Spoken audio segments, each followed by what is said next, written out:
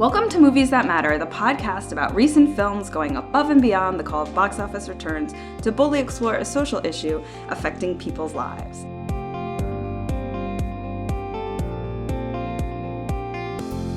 I'm Nicole Finari, and with me today is... Garret Schellenhammer. What movie are we going to overanalyze this week? A Star is Born. All right. So the directorial debut of Bradley Cooper, who also co-wrote the film. It's the fourth remake of this story. The first two were about Hollywood actresses. This one's the second one in the music industry. Also starring Lady Gaga, billed as such, which I thought was interesting. Yeah. Andrew Dice Clay, who I completely didn't recognize. I was reading that. I was like, oh my God, that was Andrew Dice Clay. Like, he got so old on us. Dave Chappelle and Sam Elliott. It follows a hard-drinking musician who discovers and falls in love with a young singer. Before I ask you what you thought, have you seen any of the previous versions? I have not. Yeah, me neither. So sorry if everybody was expecting some comparison. I know. I feel kind of guilty about that. I know, like, the Judy Garland was the one my mother told me I should watch. But my mother also hates Barbra Streisand, so. What did you think? I really liked it, actually. Really, I was not expecting to be so moved by this movie. Also was not expecting to go through a complete journey of, substance abuse and identity crisis and a romance and a love. I mean, I wasn't expecting all of that. I thought it would be kind of cheesy romance and it would be like, star falls in love with girl and then they go on tour together. But it was really, really moved by it. Really enjoyed it. How about you? I liked it. So there was a lot of hype going into it, which is always a bad idea for me. Like, don't set my expectations too high. But I did enjoy it. I was really choked up. So was like half of my movie theater. I could hear everybody sniffling towards the end. I'm a sucker for a good romance. I thought that they had good chemistry and that they pulled that off. Although I think there were some other issues that we can delve into. Overall, I thought it was good. Yeah, I was really surprised at kind of, like I said, some of the heartstrings that it pulled at that I wasn't expecting. And I was also blown away with Bradley Cooper's voice to start with because he sung all of his own material in the movie. And I was like going into it, I knew that, but I was like, yeah, that's probably a stylistic choice. But I was really surprised at how good of a voice he had and how good he sounded. But more just I think the chemistry that they have together, it was almost like tangible. It was so real, I thought, that you could tell they had spent some time together getting ready for this role and that they really had kind of been vulnerable to the role itself and vulnerable to each other. And I really enjoyed that quite a bit. Yeah, I would say when Lady Gaga takes the stage and first does her song, there was just such an upswell of joy in my heart. That scene was more affecting than I thought it was going to be. Overall, I thought she did a good job. I mean, she's a talented actress, singer. She's a songwriter in general. She didn't really have to do a lot because she's already living these things. Right. And so, but when she does her own, there's a couple songs where she does her own vocals on stage. The whole movie she does her own vocals, but in the movie she comes out as this naive singer and comes on stage for the first time and sings. And I'm with you. I was just it was so enthralling because you could feel the emotions she was going through and oh my God, I'm performing for the first time in front of hundreds of thousands of people and really enjoying that. I think one of my favorite things about the movie is Lady Gaga probably remained the most humble. I expected her to kind of get a little more actor, oh, I'm kind of important and I'm kind of a big deal. She remained humble throughout the movie as the character itself. But I think that was the raw thing that Lady Gaga brought to it. I mean, there's this big thing about she doesn't like her nose, which is something that was actually drawn from Lady Gaga, who was told you don't have a nice enough face. Yeah, I suspected that storyline was true. Yeah. So it just really, I don't know, I was really deeply moved by just the realness I felt because I didn't feel like I was watching a movie and felt like I was following two people's lives. I will say so many of the scenes, I remember thinking that too. There was a naturalness to the dialogue that seemed ad-libbed, at parts. It just seemed so real. in a way that I just can't even think of another movie where it just seemed so natural. It really did. Yeah. And I think that's what I guess I've just been missing that for so long in movies, where I feel like everything is so scripted, and people have A to B to C. Here's the script. We're going to give our character what we've got, but there's no real connection to the characters. And here, there was like moments I like found myself like, she does something simple like buying a dog, but it's not like, oh, let's go pick up a dog. Let's go make a parade. It's literally just like an everyday moment where she was just like, hey, I bought us a dog. And that was like so real to me, because that's how it really happens in life. Not we make this big grand parade of it, and we have to like, is it going to be the perfect dog? What are we going to name it? Like in movies that was the perfect dog. Oh, my dog was so cute. It was cute. On the other hand, though, the realism for how she's dealing with his issues, like I found it hard to believe that she married him, to be honest. It was a little fast. And that scene, the whole Dave Chappelle scene, seemed really tacked on. Like, it was a long enough movie, and I really didn't get anything out of that stretch. I was a little confused because there was no backstory to why he's at that guy's house. Right. And so he shows up at Bradley Cooper shows up at Dave Chappelle's house after a bender of drinking. And it's like, oh, this has happened before, blah, blah, blah, blah, blah. Well, that's great, but I would have been just as fine if she had found him along the side of the road and been like, get your ass up. We're going together. Right. So, and cheesy proposal. He cuts a guitar string and like proposes with a fake guitar string ring. But I also was like, that whole scene could have been cut and they could have had like a real wedding, or even later, been together forever, and then they got married after rehab or before rehab. It just didn't make any sense. Like she says in the beginning of the movie when her dad's like, why are you not going to go to this guy's concert? And she's like, he's a drunk, Dad. Yeah. I don't need to deal with that. And you're like, he's a drunk. Like, that hasn't changed. Right. It's not clear, like, why she would marry him other than someone was like, oh, that part was subtle. I was like, it was not subtle. She was clearly an Italian daughter taking care of men. Like, that's kind of her opening scene of the movie. Yeah. Is her, like, being up all night and then coming home and cleaning. Like, what is this? What is this mess? I leave for like 10 minutes. Yeah. I know. I was like, maybe I relate to that a little bit too hard, but I'm just saying, like, the Italian daughter who is just trained to take care of men, so that's why she marries him? I don't know. Like, I believe their love story, but I just didn't believe in her, like, canceling her tour to stay with him. Yeah. Just seemed like that's a lot. She gave up her life to be with him, and if that speaks to her love, maybe that's what we needed. But I kind of, like, along the same lines, I thought the plot line with his brother, Sam Elliott, was just kind of blah. Really? That one really got to me. Oh, I was just kind of like, there's this whole convoluted, we have 4 issues going on. Yeah. We have that Bradley Cooper is a drunk, that Bradley Cooper is losing his hearing. Yes. That Bradley Cooper is displaced by Lady Gaga and falls in love, that Lady Gaga becomes more famous. And then we have this all convoluted, like, tension between everybody, between him losing his identity and her discovering hers. And I was just kind of like, can we pick one issue right now? Yeah, it was a lot. It was jam-packed. But I just love Sam Elliott, so I'm always glad to see Sam Elliott on screen. Oh, I thought his acting was superb. Yeah, don't get me wrong. No, I hear you. Like, it was overstuffed. And at some point I was like, okay, where are we going with this? Because I hadn't seen any of the others. Right. So that was a surprise.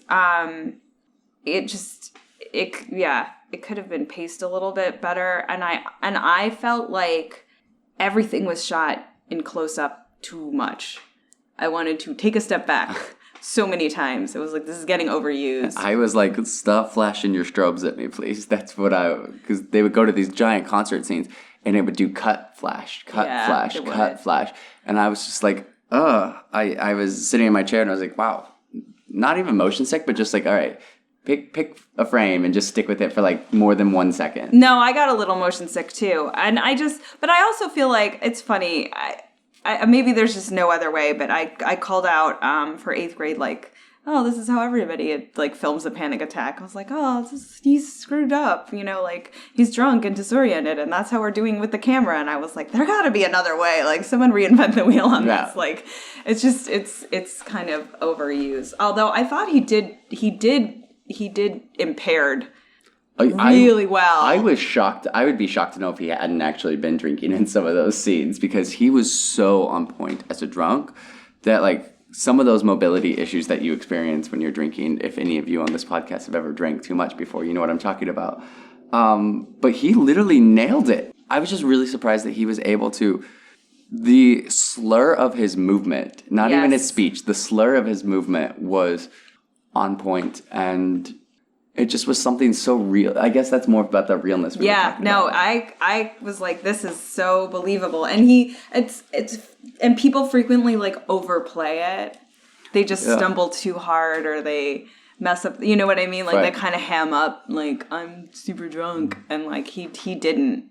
Yeah, he did not overplay that, which I really appreciated. I did want Lady Gaga to be more forceful about his drinking. I didn't need her to be controlling. She literally was like, just turn the other eye every time he drank and every time he like was drunk and an alcoholic. And I get that, but I just wanted a little more involvement from her to just be like, are you drinking again? Like she did it one time and he was like drinking at 10 a.m. and she's like, it's 10 a.m. Are you drinking? But I was like, she didn't really call him out on his behavior. And I know that's kind of supposed to be like the culture and the lifestyle that they were going for. But at the same time, she really didn't she just kind of looked the other way and was like, drinking's part of your life. That's who you are. I'm just going to accept that and move on. Oh, really? So, I sort of took it as like, I'm not going to, tilt at this windmill. Drinking is, you're an alcoholic. I know you're an alcoholic. Nothing I say or do is going to make you not an alcoholic. Like, I took it as the acceptance of, I know what addiction is like, and nothing I can say or do is going to change that. Like, I either have to accept him as an alcoholic or not. But, like, why she accepted him as an alcoholic was like, why? Why would you do that? Why would you tie your life to someone you know has this severe a substance abuse problem? Like, it doesn't make any sense. We love who we love, and we can't control that. But we don't have to marry them. That's true. And I think the whole movie could have been a lot, if there just was some acknowledgement before the last 20 minutes of the movie that he had a drinking problem. Like, I mean, we know he's drinking the whole movie, but there's never nobody voices that it's a problem other than his brother, who is kind of like, yeah, I've cleaned up his mess more times than not. Yeah. And it's just like, okay, great, but we know that usually drinking that much is a cry for help. Right. And nobody's like wanting to try and help this guy. And it was emotionally charged towards him not having any kind of resolve or coping mechanism other than drinking. And we never really get to know anything why or why not or anything other than he's been drinking since he started. An abusive dad. An alcoholic, abusive dad. But even then it was like, Dad was his drinking buddy. That was it. Yeah.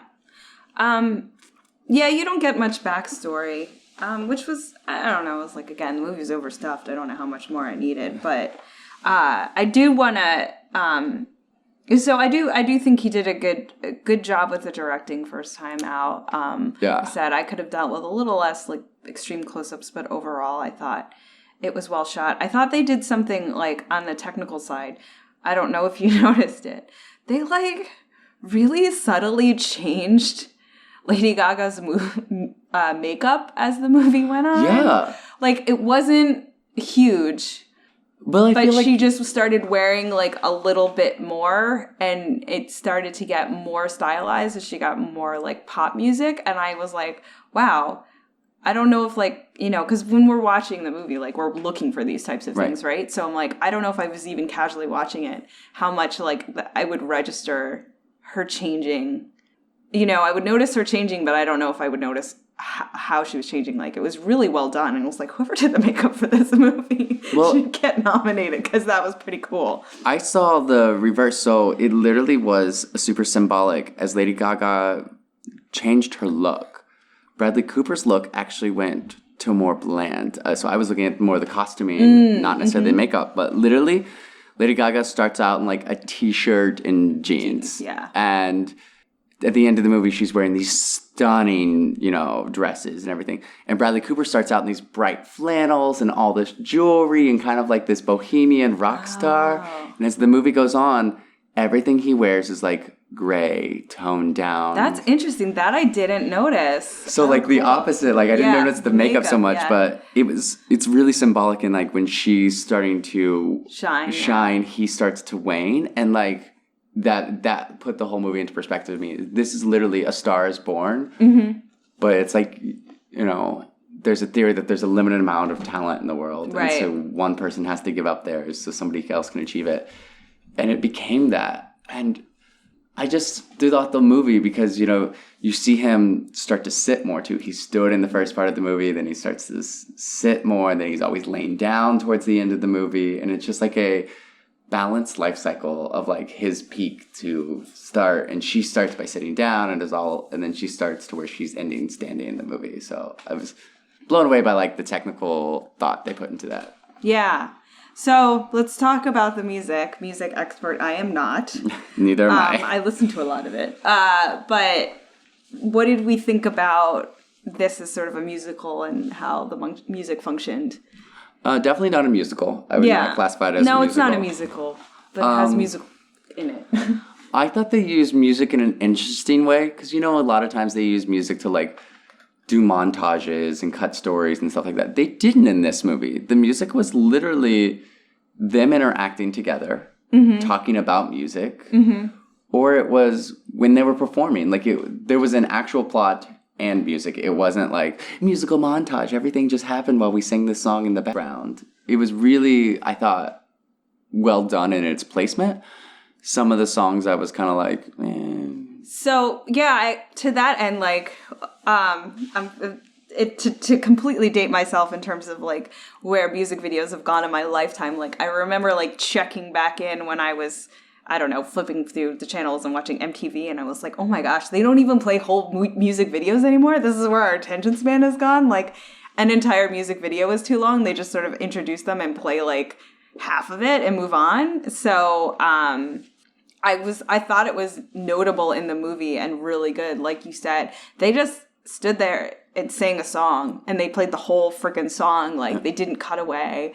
They didn't necessarily like use it as backdrop to something else. They just let the performances stand, which I thought was really nice. And I think if you're going to get an artist like Lady Gaga to perform in a movie like this, you got to give her those. Like you got to be like, hey, take it away, do a song, blow us away. Because it was almost like watching her live in concert for something, you know, like singing some of her acoustic albums. And it started really folky and really enjoyable and kind of got folky, and then we got more rock, and then we got more pop, and she ended as this like pop star.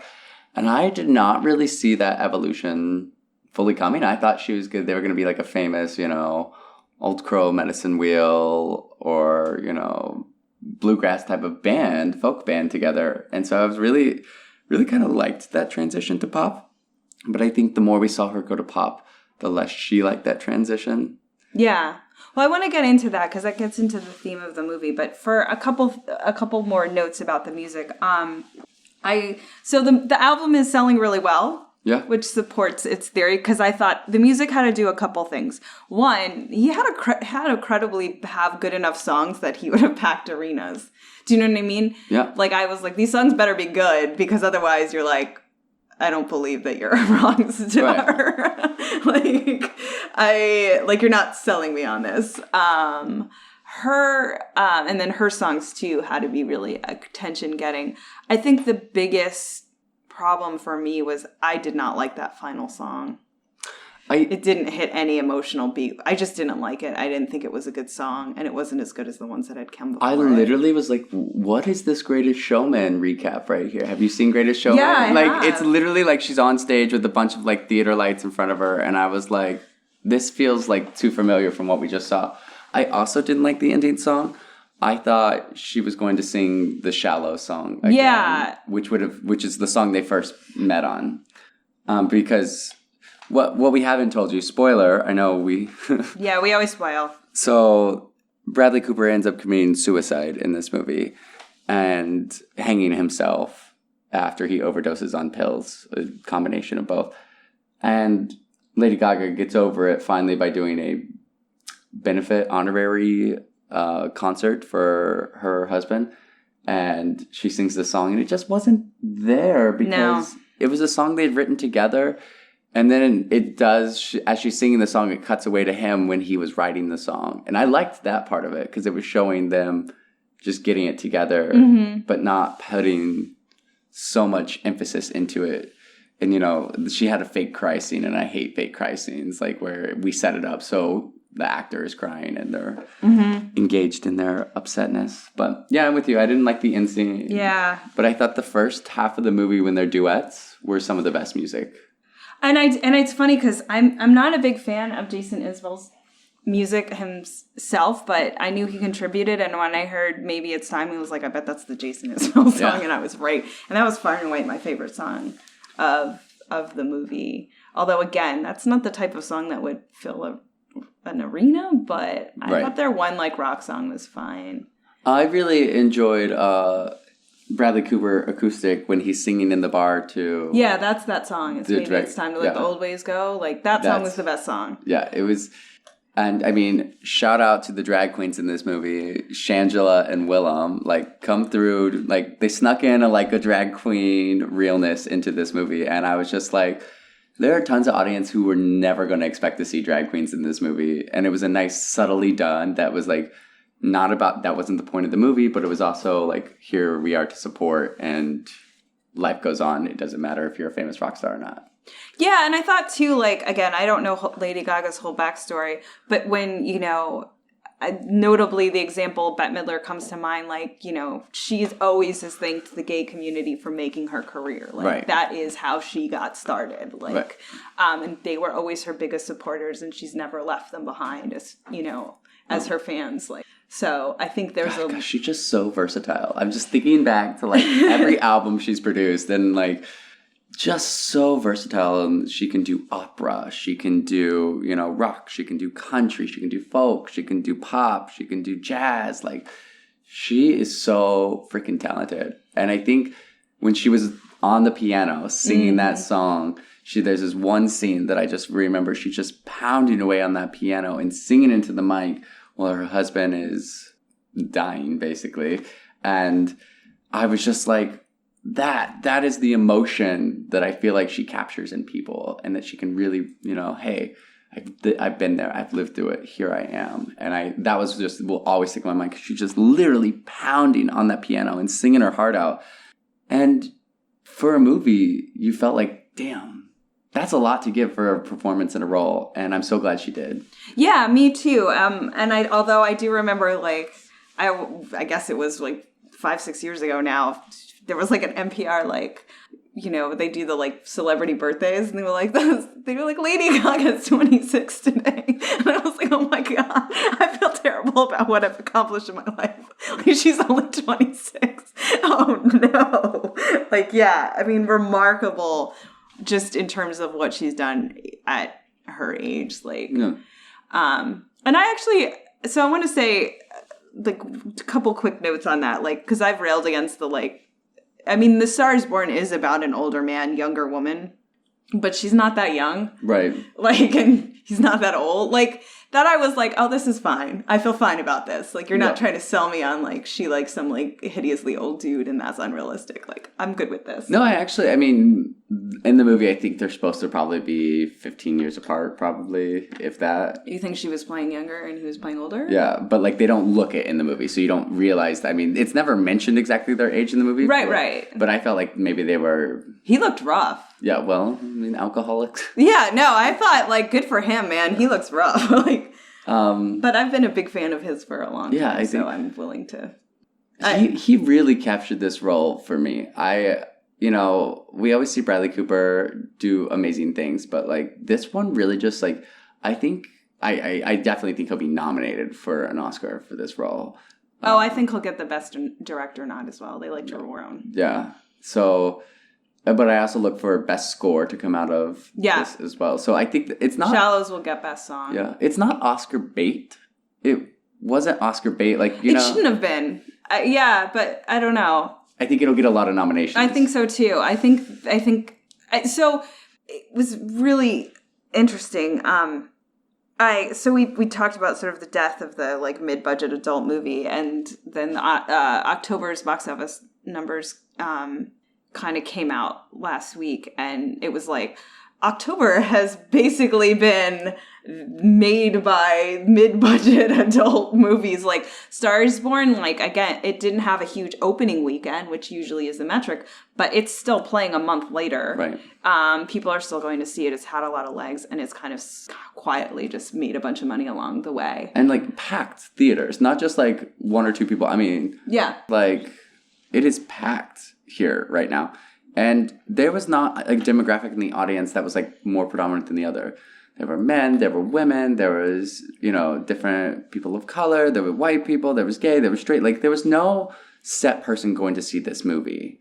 How sometimes we target audiences and we want to get that. There was not. And, that's actually what they said about it. They called it, I'll have to find this article. They called it a 4-quadrant movie. And now I'm going to forget the quadrants, but they were like, on age, on like storyline, like it was like appealing to people like under 25 and over 39, like because it had Lady Gaga. They were like, it managed to like amass an audience that didn't need to be very niche. Like, no, I agree. And I even think, if you knew nothing about music and you knew nothing about Lady Gaga and you saw this movie, I think people would be like, she's a good singer. She's a great actress. And they'd look at Bradley Cooper. I mean, older people obviously most often will know Bradley Cooper. But if you didn't know anything about Lady Gaga, because people are so used to seeing these extravagant costumes and these extravagant looks and like all this, unnormal things, that's in quotes. But here in the movie, like, I love when Lady Gaga doesn't dress up, when she's like herself and she's got that brunette hair, like that dirty brunette hair, and just like that's who she is. And I've seen some of her best stuff when she doesn't, and I don't think she's relying. I think it's a lot of the times and culture that is impacting what they expect of her. But like, I don't need all that extravagant. But I think if an old person saw that, they'd be like, "That's Lady who? Doesn't she wear meat dresses and stuff like that?" Yeah, totally. So like that. So then there it is, the point of controversy in the movie, which one of the things that doesn't come off is like, no one would make an album with that SNL pop song and the Shallows on it. So I'm like, how did she have enough song? Like, her transition to pop is like, if you think too hard about it, it starts to fall apart. Yeah, I was, like I said earlier, I liked that she ended with pop, but I was kind of surprised it wasn't just a whole folk. Because that's what we're really into these days, is like that indie folk. Yeah, and that gets to the theme. But so apparently some people were like, oh, was that meant to be a terrible pop song? I thought it was really catchy. And I was like, oh, I thought it was a terrible pop song. It wasn't good. So the theme of the movie, which we're very much heavy-handedly hit with by Bradley Cooper, is as an artist, if you don't have something to say, then why are you even taking a stand? Which I thought was an interesting message to sell as an actor turned director. Seemed a little self-serving there. But also I thought just like really unfair, especially for a movie that talks so much about Frank Sinatra. And it's like, so Frank Sinatra has no value? Oh. Right? Because he just sings other people's songs. Like, how did you take the message and how did it resonate with you? So I really got into, if you don't have something to say, don't do it. But I think it was not just from the actor's point of view. I thought it was interesting because the whole thing in the movie is he's losing what he needs to say. He can't perform anymore. He's losing his hearing, which we can get into in a minute. He's over it. He's alcoholic. He can't perform anymore. He doesn't have anything to say to anybody anymore. And so his voice, again, is waning. And hers is growing. And I think what I missed most about the theme, though, is like, I felt like she kind of lost a little bit to say as well when she started doing what her manager wanted. And I wanted her to find her voice a little more and be like, stick it to you, manager, who I did not care for in the movie at all. And just let me live my life. I'm here. I have something to say, and I'm going to keep saying it. I don't care if one person's listening or not. I wanted more of that from her. Yeah. Well, they basically denigrate the whole music industry with that one character who they pretty much imply is responsible for Bradley his Cooper's death. Yeah. Like, it was like a little heavy-handed there. It's pretty negative towards the industry, which and I'm not in the music industry, so I can't speak to that, but I mean, it's not great. Right. I'm not out there saying like, oh, no. It's so sad that we have all these independent musicians. We should really go back to the days when like the big labels were running thing. I would never advocate for that. But again, a little bit heavy-handed on. Well, and I mean, this manager character, Rez, I think was his name. Obviously, he's, Tool already. But they like literally push him to like basically tell Bradley Cooper to go off and leave her, leave Lady Gaga and die, basically. And then he kills himself because of what he said so that she could have a better life. And while that is like poetic, romantic justice to some people, this guy literally single-handedly ruined 2 people's lives because of his words of like, I want to make more money, basically. And I want to do what's best by me, not what's best by you as an artist. And I was just kind of like, yeah, he could have, for me, I mean, the whole jealous boyfriend thing is that I thought we were going with that, but it was really never about the jealous boyfriend. Bradley Cooper was never jealous in the movie. He was more about the fact of like, I just want to make sure you're what's best by my wife and what I can do to keep her safe.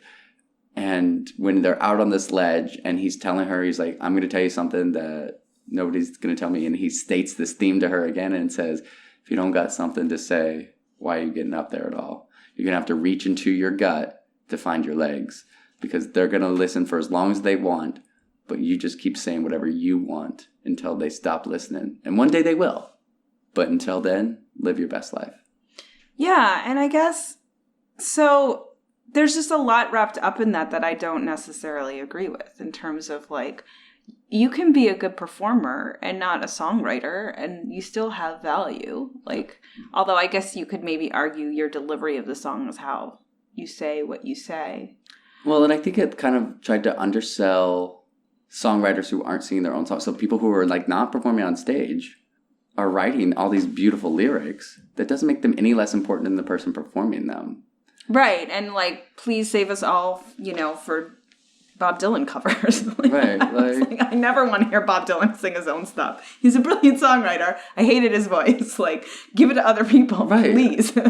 And so it's just kind of like, it's a little frustrating, the fact that it kind of just makes it seem like if you're going to be a singer in the world, you have to be the best singer and the best songwriter and the best musician. Yeah, you have to have an instrument you can play. But, yeah. And beyond that too, like, we're in some dark times here. Like, stuff is difficult.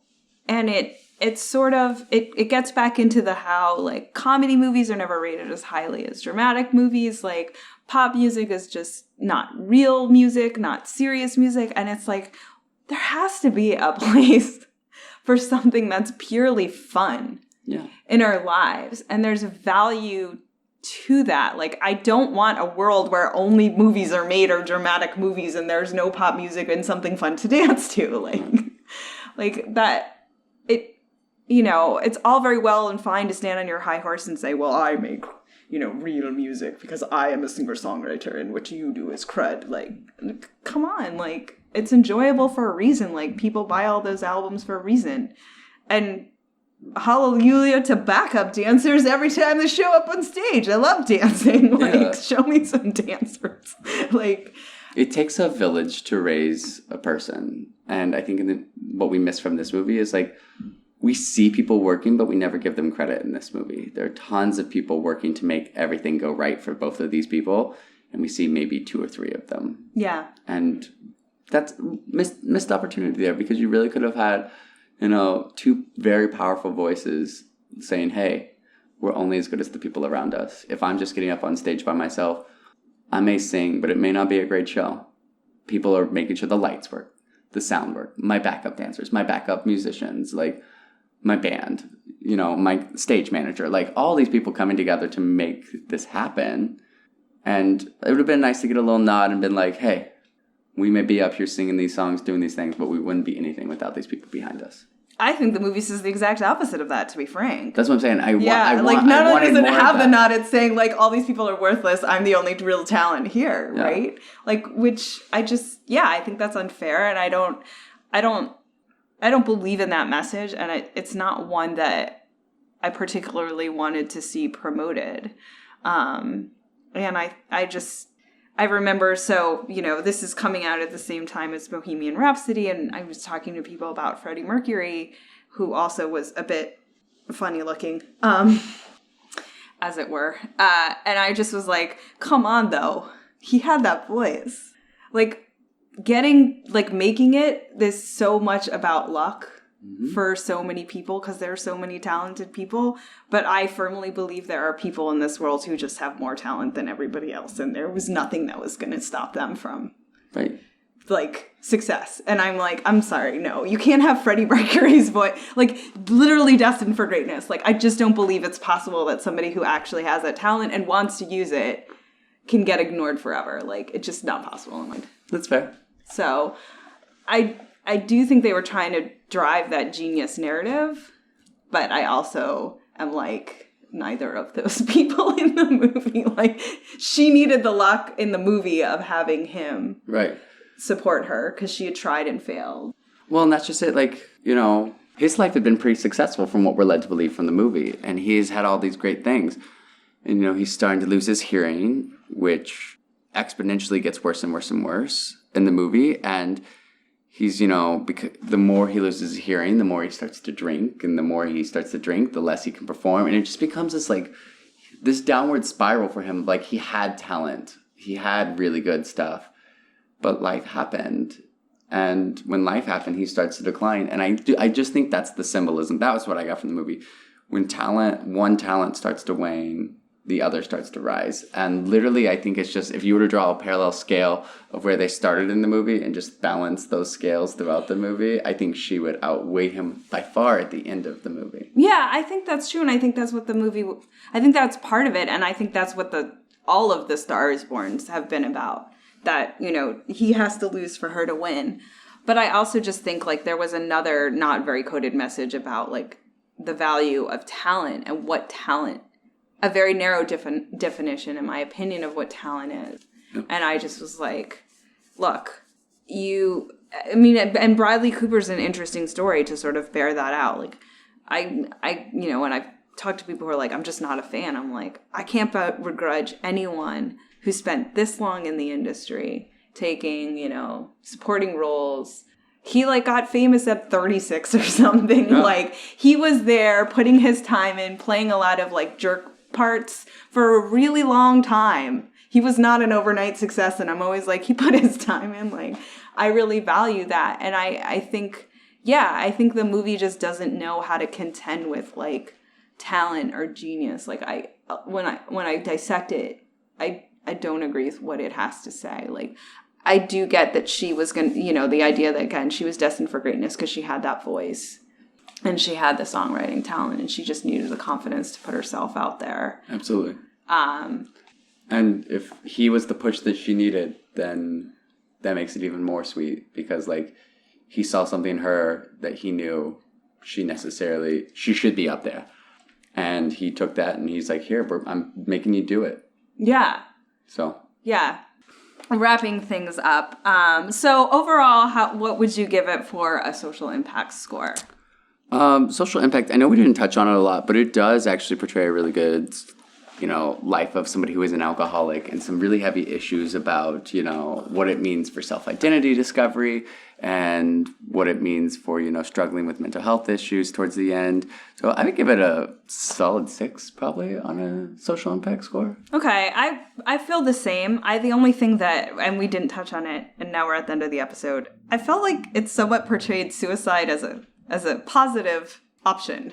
Well, he did it the movie portrayed it out of love. Right. And I was sort of I actually don't think that you should be forced to live if you really don't want to. I don't always think that suicide is the wrong answer by definition, but I didn't think it was the right answer here. For sure. I literally thought he was just going to leave her and never show up in her life again. That's what it made it seem. But because he gets in his truck and you think he's going to leave, just he gets in a truck to drive away. And then he sits in his truck and hangs himself in the garage. But yeah, social impact score. And we didn't touch on it so much in this episode about suicide. And I don't know that we necessarily needed to. I think it's an important topic to talk about. But you don't even, it's literally less than 10 minutes of the movie. But it does have a huge impact because it's this culmination of she's now famous. also because she has a dead husband. Yeah.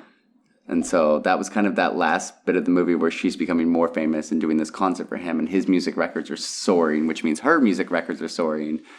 Is like she became more famous because her husband died. And like that final loop back for me is like, you know, he started her talent and grew it.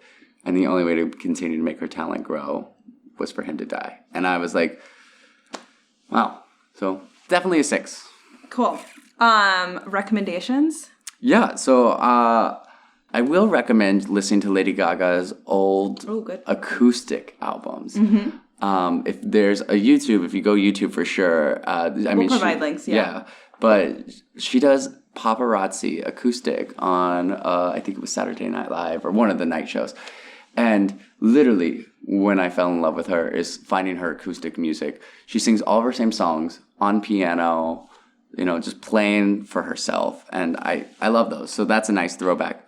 And then my second recommendation is I want you to go back and watch Bradley Cooper's earlier work. Any of his earlier work. Okay. And just like look at the change he has done from like that you were picking up those like support roles to directing this movie where he didn't even star himself a whole lot. And I think that's the sign of a good director when you're acting in it, is like you really know it's not about me acting in this movie or directing, it's about me having that good balance. Mm-hmm. And I think he really did. Okay. I'm going to recommend, this is like one of my favoriteest movies. I've seen it multiple times. I think it was like made for HBO. So it's called Grace of My Heart. It's a loosely fictional story of Carole King, actually. Stars Ileana Douglas, Matt Dillon, John Turturro. It's just brilliant. And most of the music is done by Elvis Costello, actually.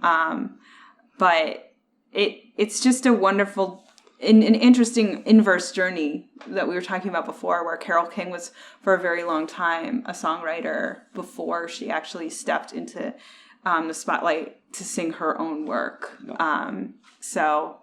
And it's a meditation on that kind of talent and what it means to have that voice and to give it away to others or to keep it for yourself.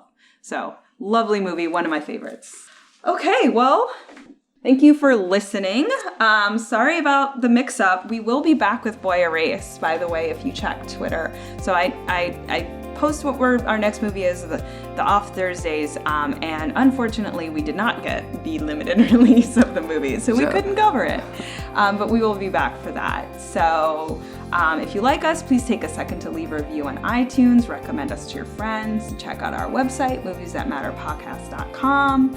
Leave a comment for us on our Facebook page or on Twitter with our tag @MoviesMatterPod. And remember, movies matter. And so do you. We'll see you next time.